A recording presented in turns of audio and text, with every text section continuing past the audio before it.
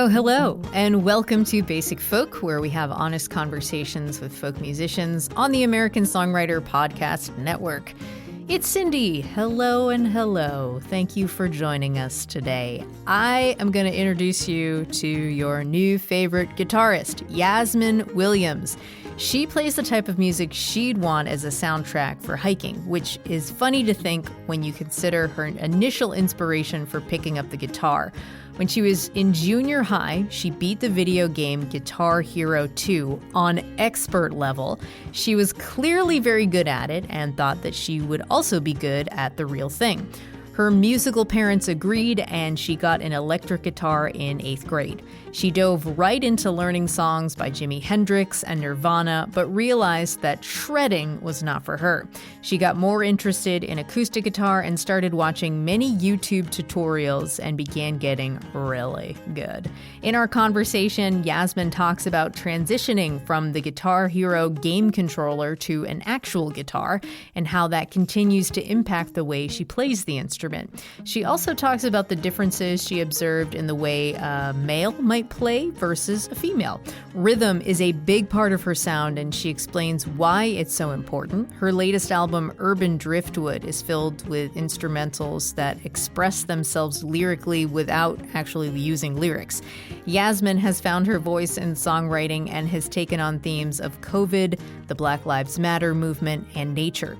I also love her reasoning for the album name Urban Driftwood. Don't sleep on this special musician who is also my new style icon. Her bright outfits are incredible. We'll take a listen to a song from Urban Driftwood. This is Through the Woods, and then we'll get to our conversation with Yasmin Williams on Basic Folk.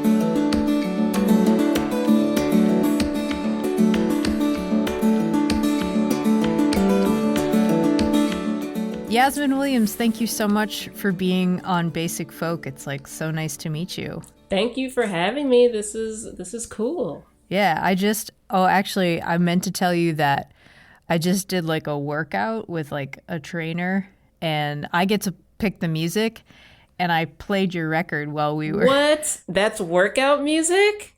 Really? How was that? I can't imagine it. It was great, actually, like very meditate. I mean, we'll talk about the record as we get into the interview, but like the first half is very like meditative. That's the warm up. And then you really get to physical fitness midway and then calm down at the end. So anyways, yeah. And my trainer is also a musician. So she was like, what is this? It's so good. Yeah. So it was fun. Awesome. I may try that. Yeah. Do some lifting while you're listening to Urban Driftwood. You were born in Arlington, Virginia, and you grew up in Woodbridge, Virginia, which is about 25 miles south of D.C. Yeah. And you live there still? Yeah. How have you seen your hometown impacting you, and what keeps you there? Ooh. I mean, Woodbridge is okay. It's just like a suburb pretty much. There's not too much going on.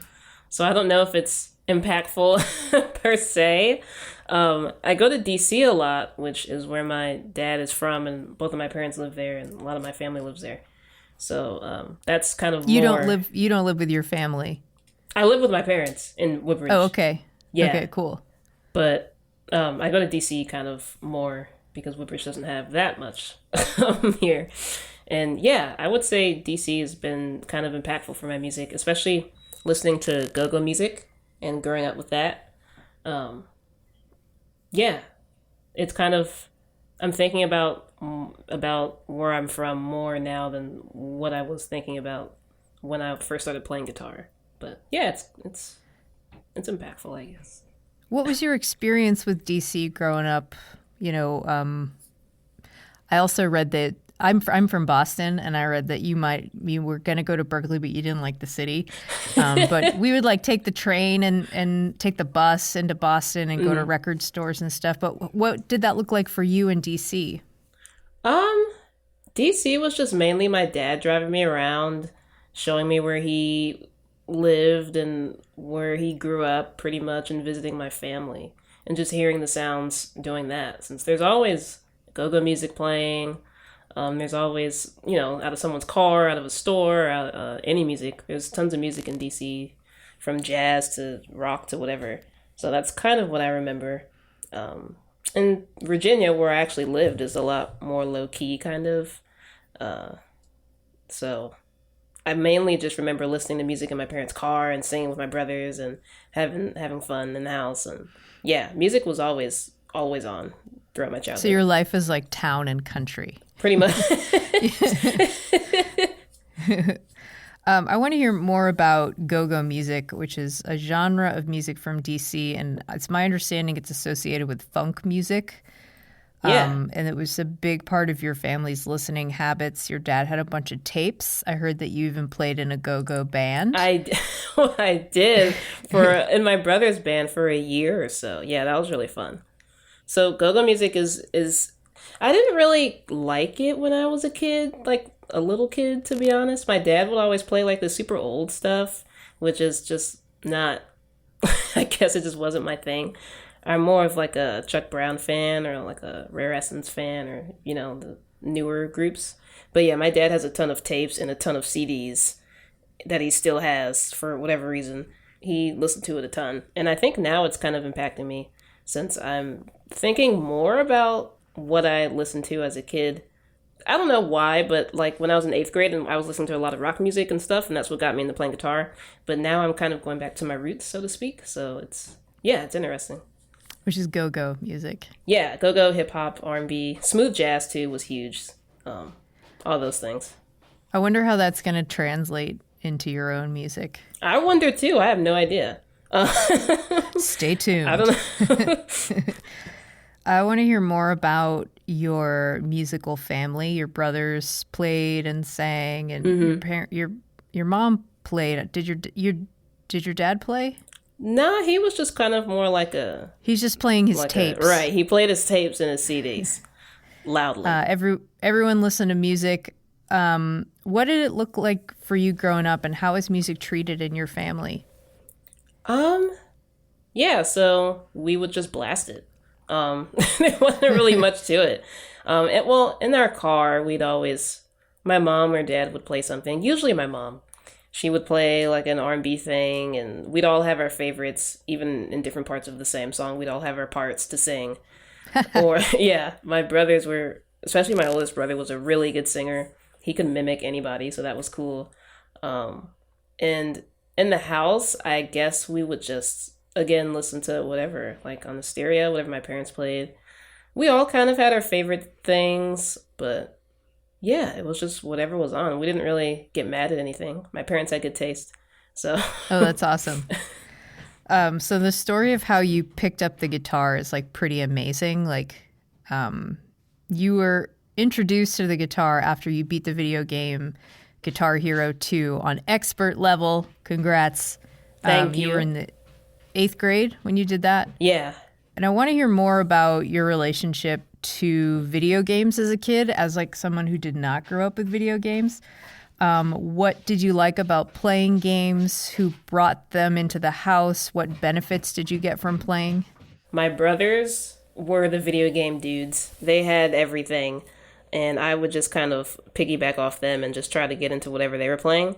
But I did eventually, I think my favorite games as a kid was definitely Tony Hawk, any skateboarding game, any racing game, that was about it until Guitar Hero. And we also had Rock Band too. We played both of those. But Guitar Hero was my favorite thing because it was fun. I mean, it was pretty difficult, to be honest, but it was also, I learned a lot about music, different types of music that I didn't grow up with. Like, I didn't grow up with rock or classic rock or country or any of those things. So learning about that through the game was pretty cool, and it became some of my favorite music at that time. I've heard pray tell of people discovering music through video games, and that's an interesting thing to think about. Like, for sure, yeah. The Tony Hawk soundtrack and Guitar Hero was literally my everything I listened to for like 3 years. That's so cool. So you got an electric guitar in the 8th grade after you beat Guitar Hero. Can you talk about like what it was like to first transition from like the Guitar Hero player controller to an electric guitar? And I know this is like silly, but can you just like explain what the Guitar Hero controller is, what it looks like and what it's like? Yeah. So basically it's a guitar shaped controller made of plastic, and it has 5 buttons that are different colors. I don't remember the colors. I think it's green, red, yellow, blue, and orange, I think. So you would play the 5 buttons with your left hand, and it had like a strumming bar thing that you could strum with your right hand. Basically, you just look at the screen on the game, and it had the different colors represented different notes, and you just try to match it up with the screen. Match your fingers up to the screen, which was difficult, but yeah. I think as you got further into the game, there would be like tapping sections, and like what you couldn't strum it because it was too fast, so you had to tap with both hands or one hand or whatever. And I really liked that. And I kind of translated that action of tapping, or tried to the guitar when I first got it, but I couldn't really do it like the regular way. Well, tapping's not really regular, but players like Steve Vai or whoever, Paul Gilbert, they would tap really fast, the regular way, quote unquote. And I tried to do that for a little bit, but I just couldn't do it until I switched to acoustic guitar and put it in my lap, and then it became a lot easier. I think that was like maybe a year into playing, or a year and a half was when I made the switch. You did this podcast called Between Frets. Oh, yeah. Was that last It was April? Yeah, I think so. Yeah, like 1 year ago. Great podcast. What's the name of the woman who interviewed you? Oh, no, I don't remember. Oh, well, it was fun to hear you two talk. Yeah, first of all, of like two, is she black? Yeah, she is. Yeah, 2 black women like talking about playing guitar. Yeah, that was cool. That was the first time that I've ever had that happen. Yeah, it was great. I encourage everyone I'll link it on my website in case people want to hear it. But she brought up something that I thought was really interesting about how you didn't have an amp for your electric guitar when you first played it. So like what did that look like for you in learning the electric guitar? And then she was kind of like, I think that's helped you develop your playing. And you said you'd never thought about it, but I'm wondering if since then you have thought about it. I thought about it after she said that because it was really interesting to me. So I didn't have an amp for months until my brother very kindly bought me one as a surprise. But yeah, it may have been 4 or 5 months maybe from when I first got my guitar to when I first got the amp. And yeah, I played every day. I love the sound of an electric guitar unplugged, actually. And I guess it did kind of translate to, well, what I think it was is it reminded me subconsciously of the smooth jazz music I liked a lot, because it kind of gave me that hollow body guitar sound, which is kind of a mix between acoustic guitar and electric guitar sound, like a unplugged acoustic and a plugged in electric. And yeah, I enjoyed that. Yeah, I don't know. I should think about that more. Think about it more, and then she should interview you again, and then you can talk, because I have to give her full credit for coming up with that. Honestly, I do think that kind of made me more interested in acoustic guitar, because when I first started playing guitar, I just thought acoustic was just kind of a boring type of chord thing, or like something singers use to accompany themselves. But playing electric guitar unamplified kind of made me think about it in a different way, which, yeah. Can you talk more about that, like switching to the acoustic guitar and like how your feelings changed about it? Yeah, so when I switched because I learned the song Blackbird by the Beatles. I really like the fingerstyle type stuff. So when I made the switch, I knew that's what I wanted to get better at, but I didn't know. I also wanted to get better at the tapping stuff too, since I couldn't really like live out my shredder dreams on electric guitar. I did eventually want to learn how to shred, but yeah, when I switched, I really was more focused on writing my own songs than learning other people's songs like I was doing on electric guitar. I didn't really care about covers anymore. I don't know why. I think it was mainly just because I quickly realized that acoustic guitar gave me a lot more options. Like I could beat on the body and tap and strum and finger pick and do all that cool stuff. So it was a lot easier for me to focus on writing my own songs, which is what I wanted to do on acoustic guitar than it was on electric guitar. So I think that's why I stuck with it. Mm. You've said that your guitar heroes include Jimi Hendrix and Elizabeth Cotten, which are like two very different players. But can you talk about what you like about each of their playing and how you might like work to emulate their style?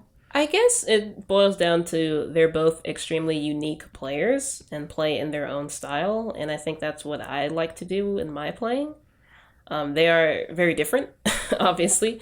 Jimmy was more of an idol when I first started playing electric guitar, and Elizabeth Cotten is a more recent person I've begun to admire a lot. But they do the same thing for me. They play in different ways, and their songs are very unique, and they just have a cool style about them. So I guess that's kind of what I'm trying to emulate with both of them. Yeah, I like that. You have spoken about what it was like for you to grow up with access to like very few black guitarists. Like you mentioned, like Jimi Hendrix, basically like being the only black guitarist that lives in the mainstream. Like you could go to a mall. Do they have malls anymore that sell like Jimi Hendrix paraphernalia? I have two Jimi Hendrix posters, funnily enough, that I got from a mall when I was like in 9th, 10th grade.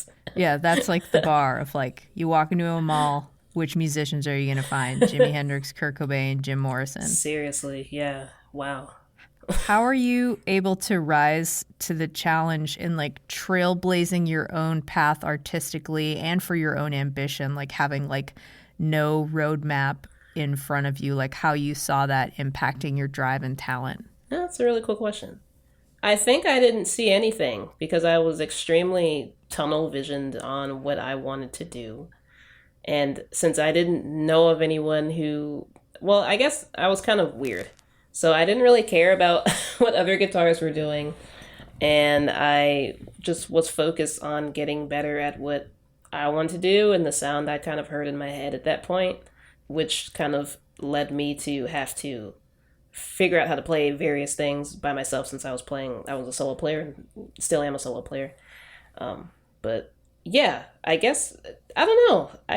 Trailblazing is cool. I didn't think about that. I still don't really think about it. I just kind of, I have to figure out ways to play what I hear or play what I feel. And this is what I've done so far is just the ways I figured out pretty much. Yeah, I want to hear more about like how you figure things out, like how your brain works, because it sounds like crazy. So like this is kind of a long question. So like you said, whatever pops up into my head, I have to find a way to get it out, which has you like on the cutting edge of innovation. Like you want to use every possible limb on stage. You have a finger piano taped to your guitar. You're wearing tap shoes.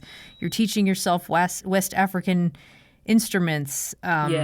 You would find creative solutions to things in like completely innovative ways. But like, what is your learning style like, and what fuels it? Like perfectionism, anxiety, curiosity, like what's going on there? Perfectionism is a big one. I'm trying to make it not as big, but it's still pretty much there. I think having control over the sounds I want to get out is big. My brain works in a weird way because I can't really describe how it works. But basically, I hear a sound. Like the kalimba thing came about because I guess as a kid I heard Earth, Wind & Fire was big in my house. I heard everything. Is that the finger piano? Yeah, the finger piano. Okay. And I guess when I was writing a song that was on my first album, Gitka, I knew I didn't want just guitar on there, and I knew something else had to be there. And the only sound I was really hearing at that point was the thumb piano sound, even though at first I wasn't aware that's what it was, until I bought one. But yeah, I don't know. Things just pop up. Also, being a solo player, I do have to kind of troubleshoot because I only have 2 hands, I only have 2 feet, so I have to kind of make it work. And I just have a lot of complex ideas, I guess. I guess that's what it boils down to.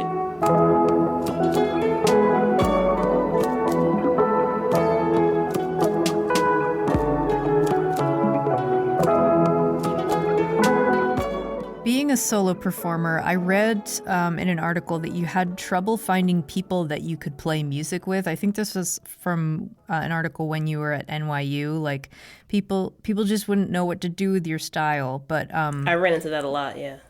Yeah, can you talk about that and like where performing with others like lands with you now? If you had to like adjust your style in any way to accommodate others?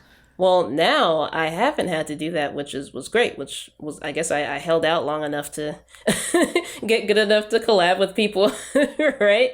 But when I first started playing and when I was in high school and college, yeah, it was pretty difficult to find people to play with because I guess I played too weird, so people didn't know what to do. Still run into that, but I guess if you surround yourself with people who are just also good and don't see it as a challenge or a threat to their playing, but more as oh, this is cool, why don't I, hop in or, something.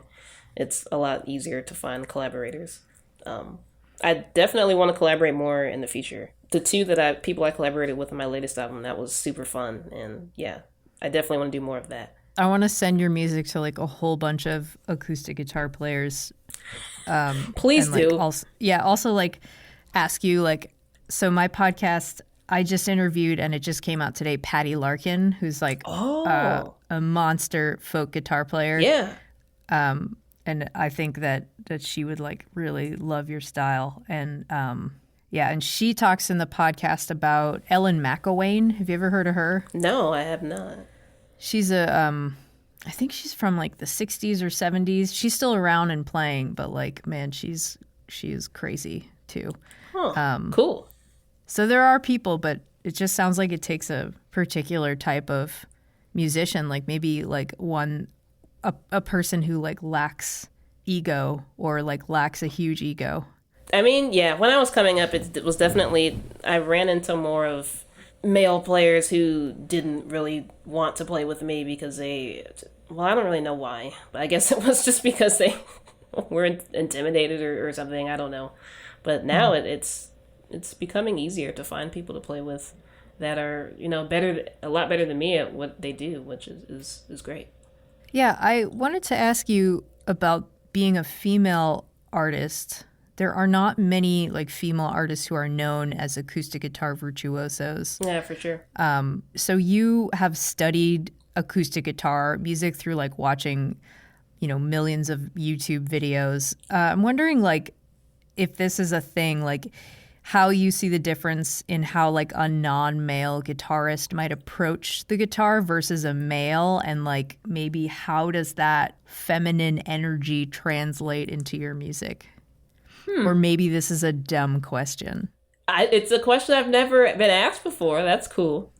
Do I hear a difference? Yes. I've met several female guitar players. I played a concert at NAMM last year called the Women in Fingerstyle concert.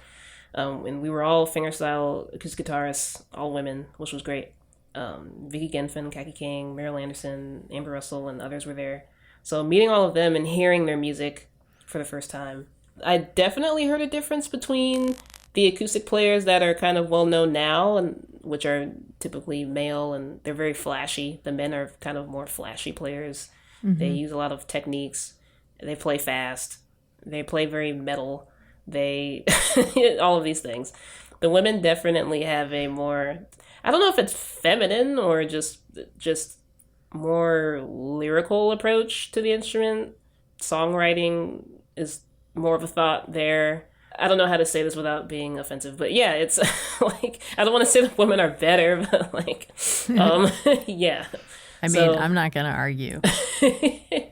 I definitely do hear a difference. I'll say that. And but I don't know if that's because they're women or because, well, I guess it could be. I don't know. That's hard to answer. Well, think about it, and then you can talk to between frets again. Rhythm is wildly important in your sound thanks to the clicking of the Guitar Hero controller, your interest in hip hop, and what seems like your desire to move and use every possible limb, except for your singing voice, which is interesting. Can you speak to rhythm, like why you love it so much and how you use it as an expression? I mean, I grew up with it. Everything we listened to around here in my house had some type of rhythmic quality. It wasn't important to me when I first started playing, but I guess it was subconsciously. And now it's more of a conscious effort to incorporate different rhythms into my songs. It's funny to be asked that because I feel like guitar is a very rhythmic instrument, so naturally to me it should have some type of rhythm involved. But a lot of guitar players, even fingerstyle players, don't really use guitar's rhythmic capability, which is weird to me. But I guess it's just something I grew up with. It's my lineage pretty much, which is, I guess, different than most other acoustic guitar players. So that might be why my music sounds different. It's just should be there. I don't really know. It's just a thing. Yeah, can we talk about how your new album, Urban Driftwood, allow you to explore and express your cultural heritage? Like when I first started thinking about my second album, I wasn't necessarily thinking about going that route specifically until 2020 happened and all of the political unrest happened and the police shootings and just the country was in chaos in general. And I really kind of wanted to put a record out that showcased who I am and how I grew up and where I'm from and my heritage, which I can't really think of another album in the quote-unquote fingerstyle guitar canon or whatever you want to call it that does that. There's a lot of albums like, John Fahey released albums and a lot of albums sound like him, but not many sound like something from my heritage, which it was really cool to release that. I guess I just wanted to, just show where I'm from. You said, I'm proud to be able to musically join my experiences as a Black American playing this style of music with West African musical traditions. Yeah. It's my understanding that you learned the kora. I'm an extreme beginner still, but yes, I am trying to teach myself something. So there's 21 strings. How many strings have you mastered? 6. How many strings did I even use in Urban Driftwood or Jarabi? 8. I didn't use many. Or maybe 10. I think it was 10. How did it feel to be able to express yourself in that way, and how did it feel after that process? It was really refreshing. When I finished the demo for Urban Driftwood, which at that point didn't have a drummer on it, it was just like me kind of drumming along on my guitar to the main parts of the song. I kind of thought, I may have something here. This is really different and cool. But then when Amadou came on it and drummed, which he basically did that in 2 takes. He's on the djembe? He's on the djembe and ka djembe, which is like a cajon djembe combination that he built. That was insane. Like, I definitely thought, wow, this is really... Is this even like a fingerstyle guitar record anymore? I don't know. Yeah. What are we doing? Are we doing it? Yeah, it was just really fun to explore that side of myself and that side of my playing because it was still pretty new to me. Like, I started trying to teach myself kora in 2019, I think is when I got it. But really, it was like 2020 where I actually had time to practice and sit down and try to write my own songs with it, which is kind of weird. I don't really know how to play it still, and I'm writing with it. But that's just how I am. But yeah, it was definitely a breath of fresh air to be able to do that and get it recorded and just it's definitely like the one track I'll listen to like of mine since I don't really listen to my own music that much. And pump some iron. Yeah, I still definitely need to try that. I just cannot believe You gotta be slow and concentrate. And if this can actually make me work out, you may have saved my life with this, because I'm so listen, lazy. anytime. So I think on your new record, Urban Driftwood, you worked particularly hard to express yourself lyrically through your music without using actual lyrics. Yeah, for sure. Which I hear you can sing, but you just don't. Yeah. I'm asking a question without asking a question. Yep. What has that process been like to achieve that goal, and how do you see like the different elements of your playing speak to meaning? Cool, yeah. Well, this record is definitely, I wanted to show my composition skills and just think more like songwriter than guitar player.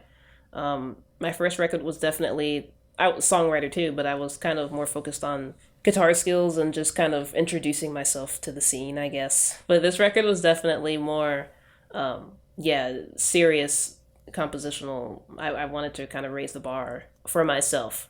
I guess I've never thought about like the different aspects of my playing and how it kind of relates to meaning. I guess just my overall playing style is very meditative and kind of melancholy in a way. I don't know why. Like, what does it mean when you finish a song and then you like take a beat and you go brum bring? Is that what I do? You did it on your TED Talk. I do. Oh man. Okay. Well. It just seems like when somebody scores a touchdown and then they do like a little dance. Celebration. Little celebration. Like, that's right. I do. Honestly, that is kind of what it is. I do like to end my songs with like harmonics. I do that. But maybe that is what it is. I don't know. I guess it's just, it really depends on my mood and what I'm thinking about when I'm writing a certain, whatever it is I'm writing. Like, I remember writing After the Storm, which was about the political unrest of 2020 and all of that. And definitely being in a kind of more thoughtful mood, which might be why that's one of the first songs I've really written that uses like overdubbing and looping and all of that in it. Or I guess I could compare that to when I wrote Swift Breeze, which was in high school, 2012 probably, I think is when I first wrote the framework of that song, which I was very into metal at that point still and kind of head rocking and angsty and all of that. So yeah, I think my playing, it really just depends on my mood and where my mind is at that point. I want to hear more about the way that you process 2020 through making this album. So Yasmin, you've been a Black person all your life. I have been.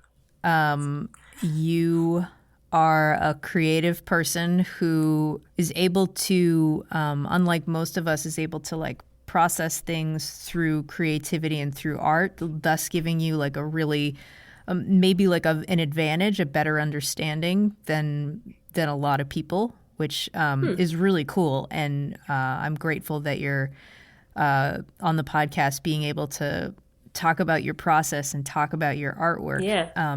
In this particular instance, you went to a Black Lives Matter protest, and some of the songs on the album you used to help you like process your feelings about what was happening. After making this album, what did you learn about yourself within that sphere of being a Black person in America in 2020? I learned that I care a lot more about that now than I did even a few years ago when I put out my first record.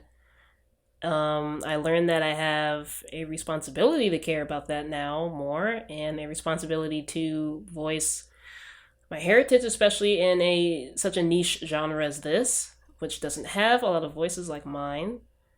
I learned that it's okay to care about that, and it's not a burden. It's actually a really cool opportunity that I have. I've learned that I'm a more positive person than I thought I was.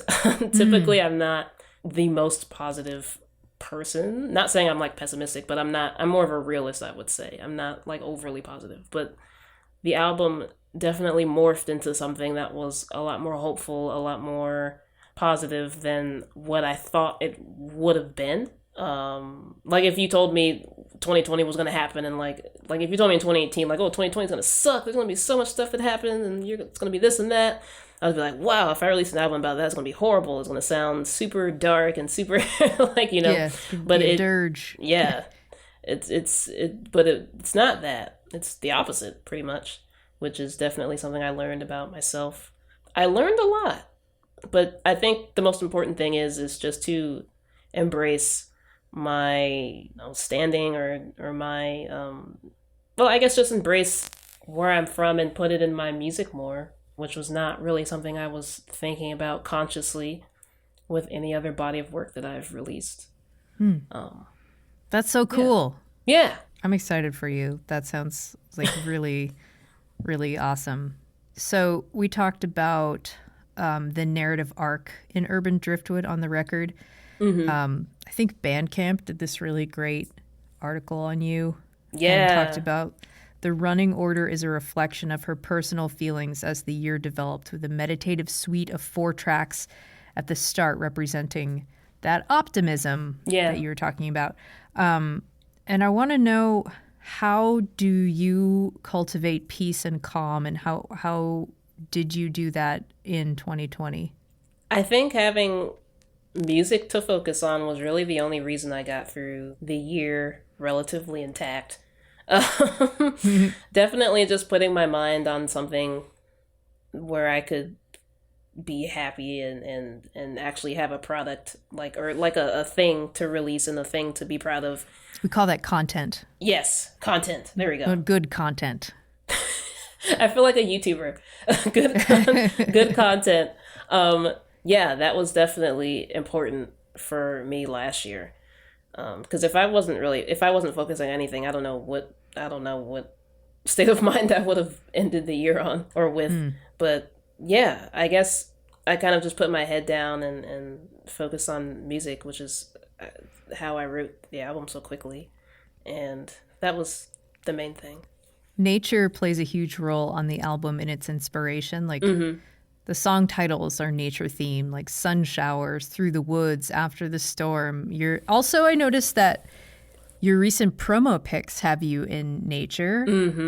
Is that intentional? It is very intentional, yeah. Yeah. Where did your affinity for the outside come from? And then what does it feel like to channel that through your music and through the way that you're expressing yourself to the public?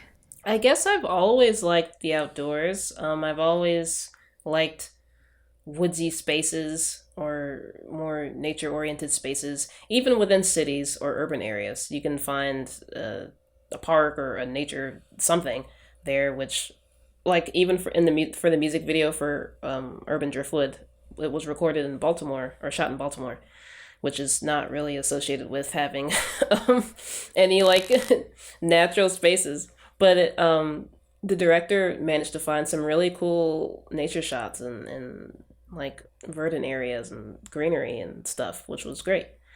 And I guess, I don't know, the nature is definitely inspired, or the album's definitely inspired by nature, and that nature to me means calm. It means meditation. It means collecting my thoughts. I guess the album for me is just like great hiking music. It's like, it kind of reminds me of like whenever I go on a hike, and just what would be playing in my head if I'm not listening to any music. If that makes sense. Yeah. Totally. Urban Driftwood is such an interesting title for the record, and I could definitely draw my own conclusions. But I would rather hear about it from you. How did you land on that name? Actually, okay, so I didn't come up with the name.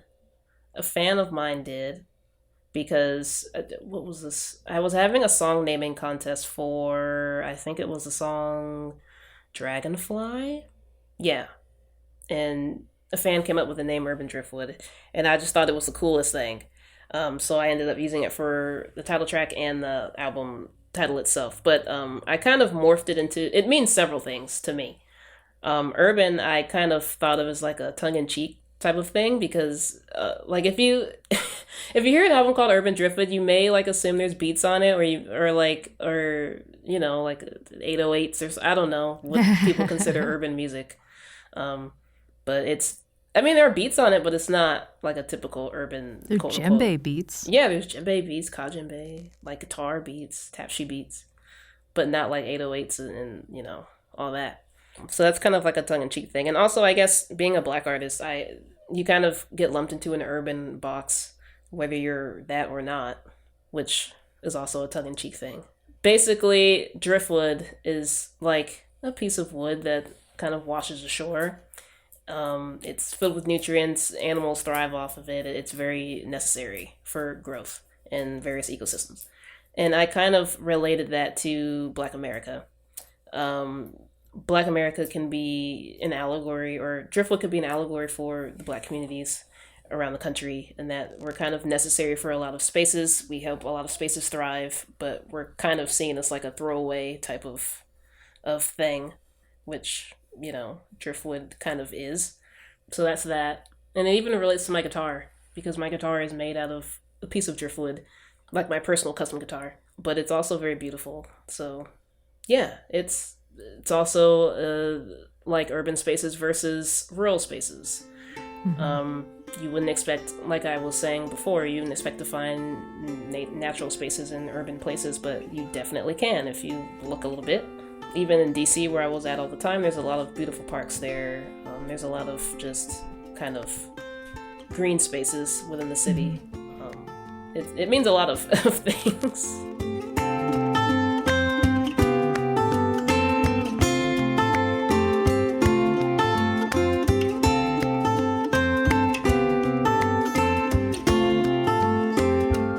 You are always wearing something that pops. Yes. And often features some like very bright colors, usually like gender neutral, but very sleek, very styled. Thank you. I try. Oh, yeah. How do you see fashion as an extension of your expression? That's a really good question. I think I try to match my playing style with my clothes and appearance. I guess my playing style is very kind of out of the box, and I like to dress out of the box. And I just love color. I love kind of weird designs, like shirt designs or whatever. I try to wear clothes from like Black designers. I do tend to wear gender neutral clothes just because they're more comfortable and they, to me, just look better than typical, I guess, female attire. Just if it's comfortable on stage and colorful and looks nice on me, I'll wear it. Can you name some designers that you like? Yeah. Oh, for sure. So my favorite's probably a brand called Diop. They're a Black-owned clothing brand. They make this top I'm wearing actually right now is Diop, FYI. So nice. Yeah, they have great colorful patterns, kind of African and West African inspired fabrics they use. Another one I like is I like some stuff by Stuzo Clothing. I like some stuff by a Canadian company. I may mess up the pronunciation. Peau de Loup, I think it is. They have kind of like button-up stuff. I like, I don't know, skinny jeans. I love cool socks. I like socks too. Sockdrawer.com is where that's at. Shoes. I'm a shoe nut. Yeah, yeah. Clothes and just, yeah. I'm definitely like a fashion type. Your record came out in January, and we're recording this interview in February. Yeah. And it's coming out in April when the world starts to, at least the Northern Hemisphere starts to experience spring. But I've got to say, like, being able to, like, listen to your music and, like, look at your outfits and watch your videos and all your outfits. And it's been, like, so helpful and such a good reminder that like color is so important, and like bright colors for me are so important when it comes to like happiness. So it's same. I mean, it's like, why wear gray? Like, I don't know. To me, just wearing bright colors is just, it's a thing. I mean, I don't know what else to wear. It just makes me happy and it just pops out and I don't know. Yeah, I agree with that. Thank you. It's more fun. Also, I want to hear more about like fashion versus function when it comes to playing the way you do. Like some outfits must not work when you're like moving around. Yeah, awkward slash funny story. When I was in high school at a place called Governor's School, I was studying classical guitar there, and we had our like end of the program recital, and I wore a dress, and that was not a good idea. Because you have to put your foot up on like the footstool and like the dress, and doing that is not, you can see a bit too much. Lesson learned. So yeah, I learned to wear pants or shorts on stage. And definitely like I can't wear anything slippery. I can't wear certain fabrics don't work. Like pants, I definitely Crushed velvet might not work. yeah, that's a no. Yeah. The guitar would slip off your lap. Exactly, yeah. Yeah, I've had a few scares. It hasn't happened completely yet, knock on wood, but I have had a few instances of having to hold the thing before it slipped out. But yeah, definitely like pants fabrics that are not slippery, shirts that are breathable, because I typically play like an hour or something, sets or whatever, which I don't want to wear something like too tight or, you know. I like wearing short sleeves when I play. I don't really wear long sleeves too often just because it gets in the way of the actual playing. Shoes are less important, but I mean, as long as they look good and match what I'm wearing. Well, are you always wearing those tap shoes? No. Some shows I don't. If I'm not using the tap shoes, I'll just wear whatever shoes I come in with. So I just make sure they look decent. I see you wearing like a leather Converse All-Star style shoe. Yeah. Yeah. In my mind. I have like these iridescent Converse that like change colors and various lighting. Oh yeah. I have leather Converse. I have a lot of leather boots. I have a lot of Oxford style shoes too that I like wearing.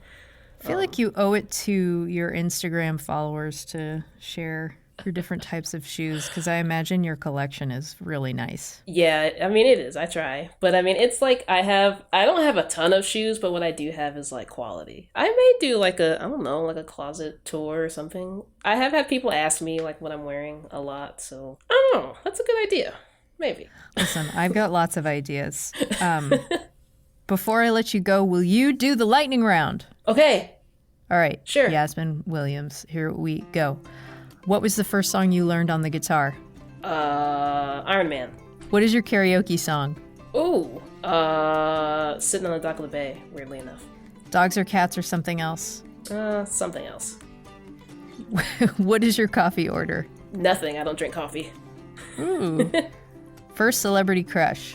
I don't really have a... Nah. I don't have a celebrity crush. Pass. Celebrities are gross. I mean, yeah. That's fine. Who is the nicest musician you've ever met? Oh, I can't... One person? Just one. You gotta choose.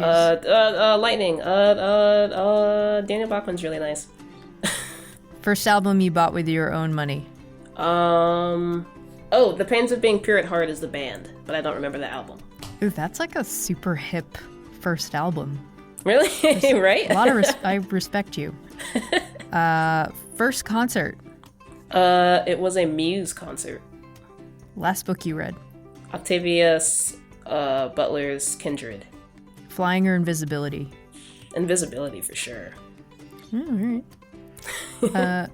Star Trek or Star Wars? Neither. All right. This is the last one. Where is the most beautiful place you've ever visited? Probably Asheville, North Carolina.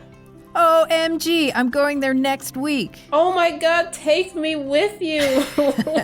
Listen, we have rented a big house. You know, you are welcome. I love it. Oh, it's so gorgeous there. Such good food, music, everything. I'm really excited. I cannot stand it. But by the time this podcast comes out, I will have already gone. And I had a great time. Gosh, stop rubbing it in. Ugh. Yasmin Williams, thank you so much for being on the podcast. It was so awesome to learn more about you and talk to you, and congrats on the new record. Thank you. This was definitely like top 5, top 3 maybe best interview. This was fun. Top 3? This is top 3.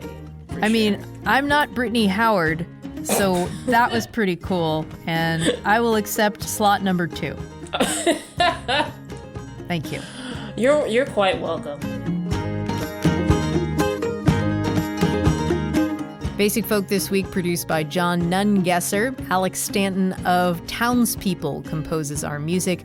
Basic Folk is proud to be on the American Songwriters Podcast Network.